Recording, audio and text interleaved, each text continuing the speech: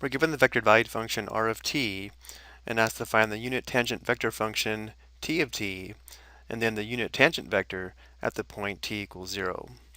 Let's begin by determining the point of tangency on the curve by determining r of 0.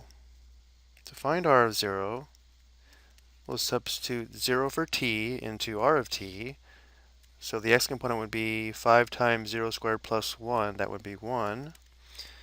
The y component would be negative e raised to the power of negative 3 times 0.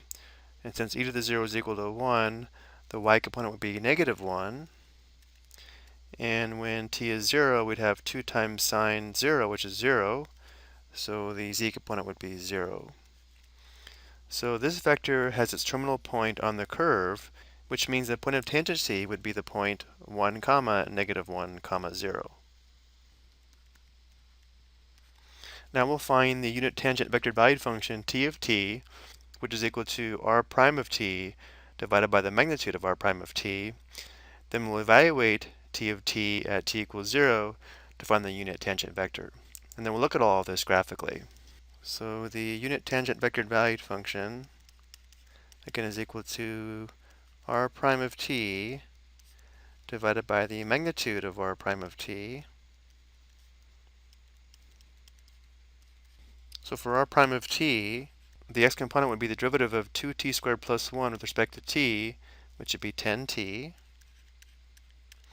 The y component would be the derivative of negative e raised to the power of negative 3t. So we'd have negative and then e to the power of negative 3t times the derivative of negative 3t, which is negative 3. And the z component would be the derivative of 2 sine of negative 3t. So that would be 2 times cosine negative 3t times negative 3.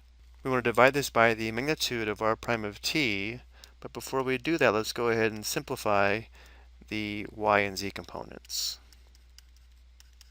So again, the x component is 10t. The y component would be positive 3 e to the negative 3t, and the z component would be negative 6 cosine negative 3t.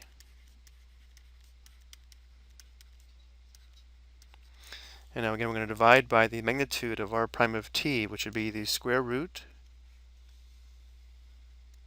of 10t squared plus 3e to the negative 3t squared plus negative 6 cosine negative 3t squared. Let's go ahead and simplify the radicand. So again, our prime of t is going to stay the same. And now for the magnitude of r prime of t, let's write this as 10t squared would be 100t squared. Now here, when we square 3 times e raised to the power of negative 3t, 3 squared is 9, so we have plus 9. And when we square e raised to the power of negative 3t, we'd multiply the exponents. So we'd have e to the power of negative 6t. And then plus, here we'd have positive 36 cosine squared negative 3t. So we're going to go ahead and leave t of t in this form. Again, this is the unit tangent vector valued function. And now to find the unit tangent vector at t equals 0, we'll evaluate this at t equals 0. Let's do this on the next slide. So the unit tangent vector, t of 0,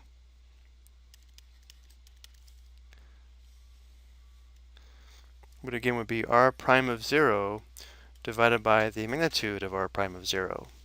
So if we substitute 0 for t, notice how the x component of r prime of 0 would be 0. The y component would be 3 times e to the 0, which is just 3. And the z component would be negative 6 times cosine 0, which is negative 6. And now we'll substitute t equals 0 into the magnitude.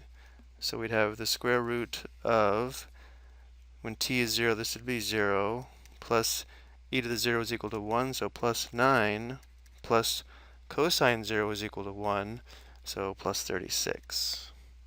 Notice here we have the square root of 45, and since 45 is equal to 9 times 5, this simplifies to 3 square root of 5. So let's go ahead and write the unit tangent vector. t of 0 as 1 over 3 times the square root of 5 times the tangent vector 0, 3, negative 6. Let's go ahead and perform the scalar multiplication. So we'd have 0, 3 divided by 3 square root of 5, negative 6 divided by 3 square root of 5. And we'll simplify one more time. Our unit tangent vector at t equals 0 would have an x component of 0.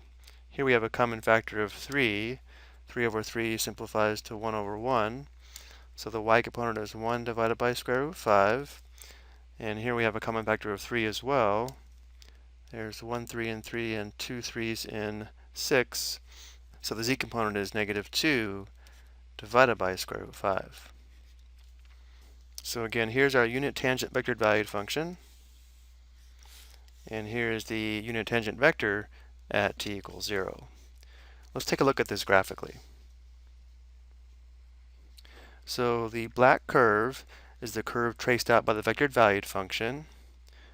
R of 0 is this purple vector here. Notice how the terminal point is the point of tangency on the curve.